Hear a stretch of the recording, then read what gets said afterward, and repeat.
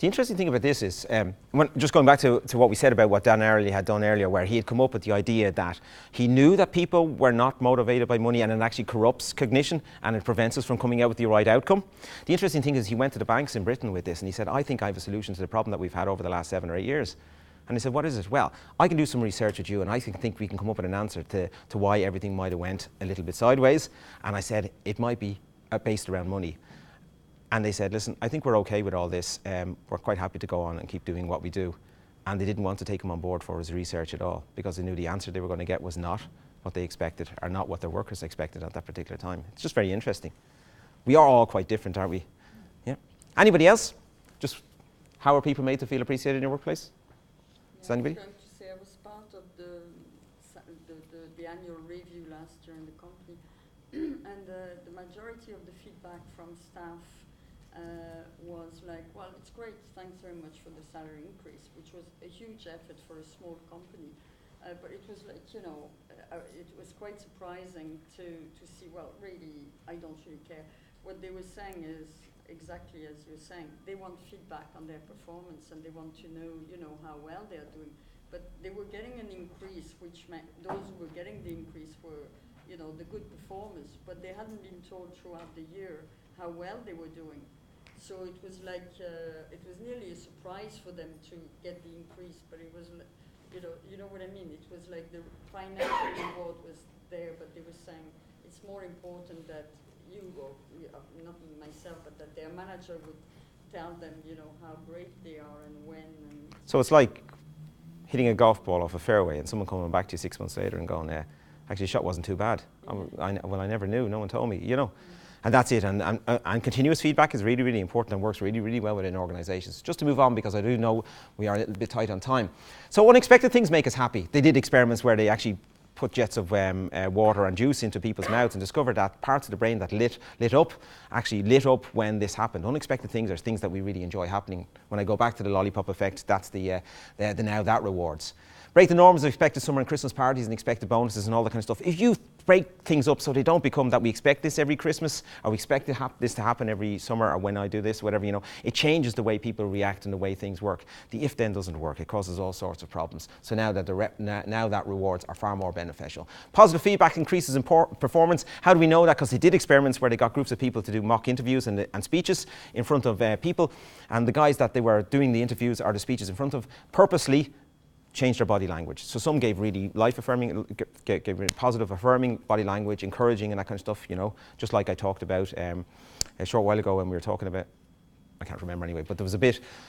So when they did this experiment, they were given some positive feedback, eye contact, all the different things that we see as quite positive. And then the other group were given no, arms were closed, they were looking away, and it was sort of real quite negative feedback. And then they got them to do numerical tests afterwards, and they discovered those who had got the positive feedback performed far greater in the numerical test afterwards. They did, just because of the state that they were in, that had happened in that.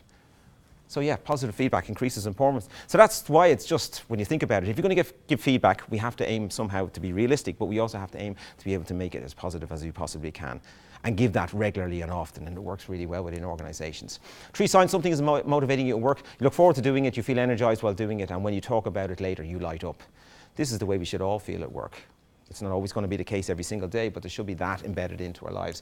And somehow we could think about this. This could be done by sculpting roles. And I was only talking to Dom about this last night, about this. This is really interesting. When I think about what can I transfer, what can I alter, what can I add, this lady had, I was reading an interview, and she was employing some millennials, okay, some actually could be even younger than millennials. They were just coming into the workforce.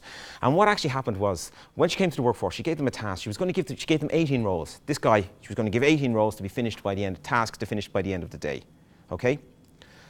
She said, I'll touch base with you halfway through the day to see how you're getting on with those, okay? And she came back to him at about 11 o'clock in the day, and she sat him down and said, how are you getting on? He says, well, those 18 roles you gave me, I've done 13 of them. And she goes, wow, you've done 13 of them? He says, yeah, I've done 13 of them. And he had done the 13 of them really well. And then he turned around to her and said, but I'm going to tell you this. See these other 3 tasks that I haven't done here? I won't be doing them. I'm not really good at talking to people on the phone, customer service, and I don't really do conflict very well, so I won't be doing that. And this other task that I'm not very good at being able to, whatever, you know. And she thought about this, and a light bulb, not a light bulb, something went off in her head, like anybody would go, like, well, this guy's obviously the wrong fit for our organisation if he's going to speak to me like that and be an upfront. And then she thought about it when she went away, and she said, this actually could be really good for us. There's a guy who can speak his mind. He's done those 13 tasks in a record time and very efficiently, so he's very efficient and effective at what he does. And he's honest enough to say that my strengths don't lie here, and maybe someone else's strengths might lie there, and you're better off channeling that out to somebody else and leave me with what I'm good at. Can you see the way that makes sense?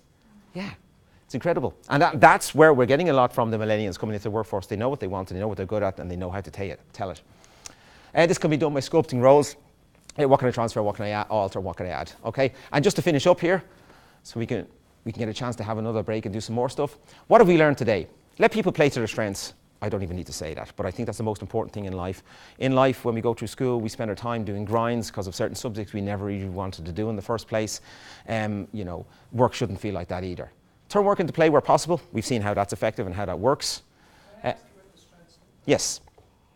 Because, like, just to come back to you earlier, I'm kind of interested in this idea of, if all you ever do is what you're strong at, how do you know what you can do? How do you know what your potential is?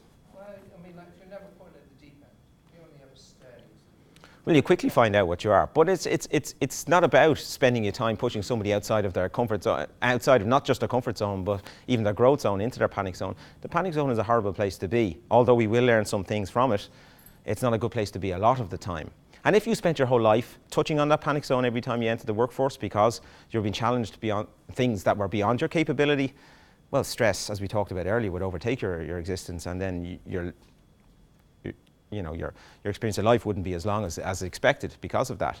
But yeah, challenging yourself is a good thing, and being challenged in work is actually a good thing, it is. But all the time trying to fix weaknesses that we're not good at, that's not a good thing, it is not. And sometimes even coming on days like this today, if you do corporate days where they have some of the people who might be introverts and they end up in a day like this and they have to go through the whole choir process and they have to go all that kind of stuff, that for them might be absolute hell for them.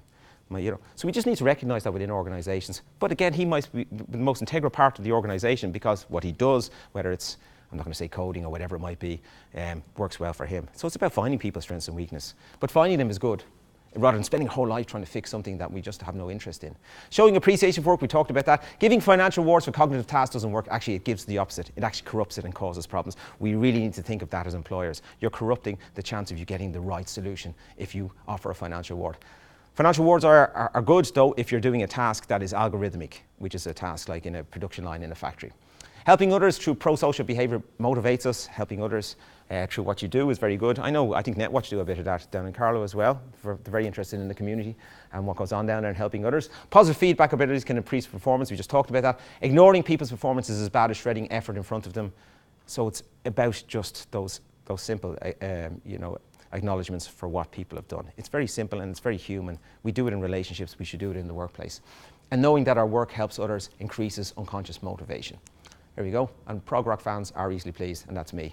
I want to say thank you very much, guys. Thanks for coming today, and thank you.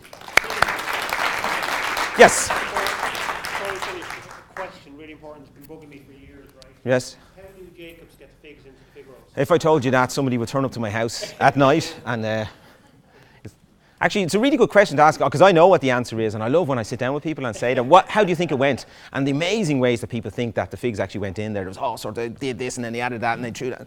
Yeah, it's not like that at all. Anyway, over to Henry. Thank you very much, Stephen. Cheers.